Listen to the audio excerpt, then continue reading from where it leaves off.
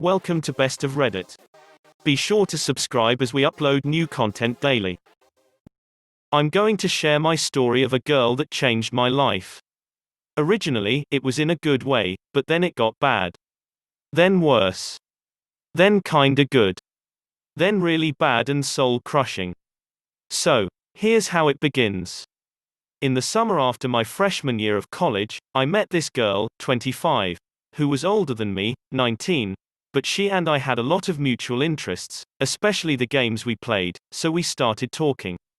She always seemed like the hard exterior type, and I assumed that she had no interest in me. But then we started talking more and more, and I realized she was definitely attracted to me. She told me about her divorce, how he beat her and cheated on her, and my heart just melted. She was such a good person, and no one deserves that kind of treatment. Even after this whole ordeal, I still would never wish that upon her, because that's demoralizing and awful. We started to get closer as we talked about our pasts, our interests, etc. We connected a lot. It had been around 6 months since the divorce and she was just starting to feel good again, and knowing that I was a part of that made me happy to help her. Soon enough, we realized we had true feelings for each other, and wanted to pursue something more than just friendship. So, we did.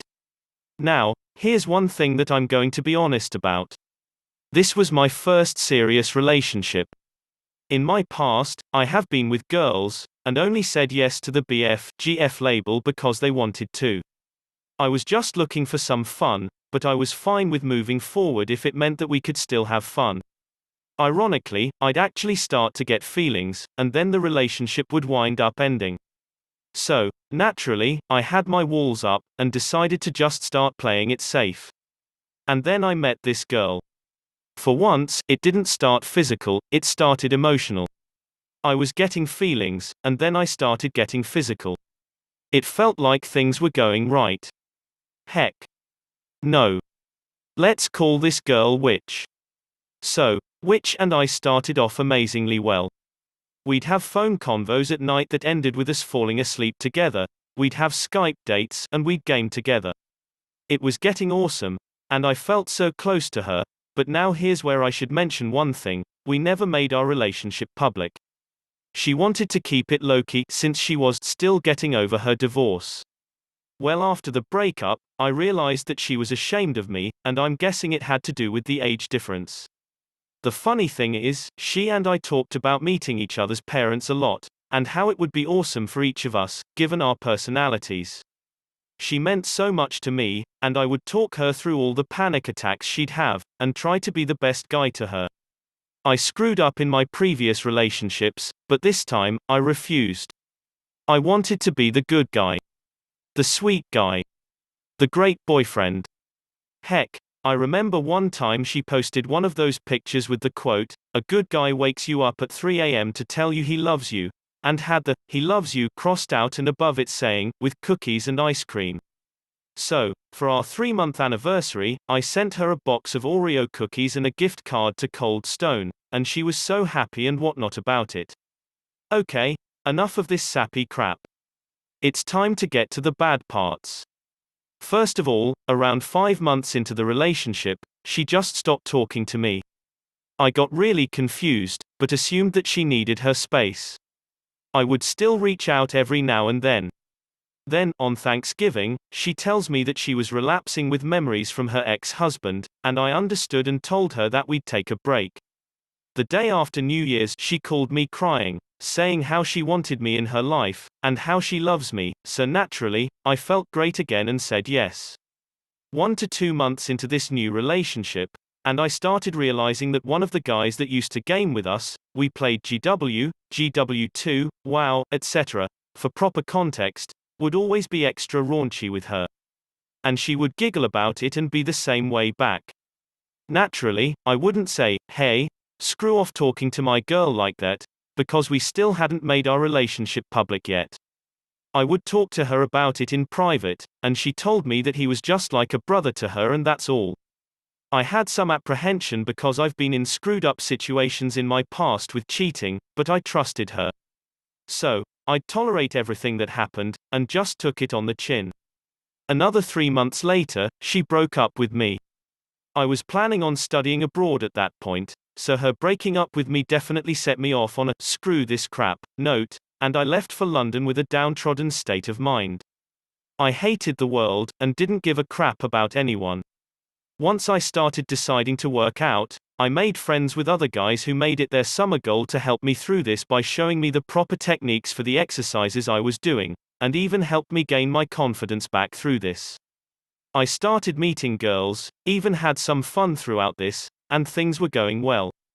I was finally starting to wake up in the mornings in a neutral state, rather than screw the world. But then, I found out. Turns out that witch slept with that brother, friend of hers, and less than a week after I left, he actually drove down to where she lived to spend quite a lot of time with her. I hear from him directly how this had been going on for quite some time, and that he was having a great time with her. He saw me as a friend, and had no idea of my relationship with witch. So now, I was back to screw everything. My friends at the gym still helped me, but this time, I was lost.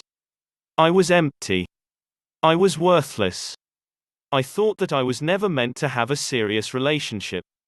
I thought this was all for nothing. And then, I get a call closer to the end of the summer. I had been working while studying abroad, and had been making quite a bit of money doing it. It was helping me to know that while learning a lot, I was saving a lot too. I had talked to her well before our breakup, when we were talking about the possibility of moving in, and I said how I'd wanted to save up during the summer anyways, so at least it's for something meaningful. She was living with a relative, so she was excited at the thought of us living together. So, this call was from her, telling me how her house wound up getting burned down from some electrical issue, I think loose wire or something, and she was upset and didn't know what to do. She even told me how her dog died. That dog was adorable and amazing. I actually felt bad for her because she was a good girl. I was just shocked. I wanted to feel terrible for her, but I was just not. The caring part of me wanted to help her. But after all of this crap, with her cheating and talking to this guy while taking gifts from me, and ignoring me, one thing I should mention. My grandfather died during our relationship, and she didn't really console me. Like, all she did was tell me how it was much worse for her when her grandfather died and start crying and get me to console her whenever I truly needed her, and she never told any of her friends or family about me. I just couldn't bring myself to care. I wanted to show that I was truly done with her, and that after all that she's done to me, she doesn't deserve any of my love and caring. She asked me if I could help in any way to send money to her in order to help her out. When I told her I'd think about it, she said that if possible, a check would be best and that she'd really appreciate it. That's when I realized what I could do. I wanted to be slightly subtle, vindictive, and spiteful all at the same time. While I definitely loved her dog, I know that witch loved her dog so much more. So, I asked her for her address, and told her I'd send a check. She said thank you, and then said she had to go and hung up. Yes, exactly like that. She didn't even say bye, she literally said, I have to go now, thank you, and hung up. So, I sent her a huge package of dog food with an attached note saying, I'm sorry for your loss. I blocked her on my phone, Facebook, and Steam after that.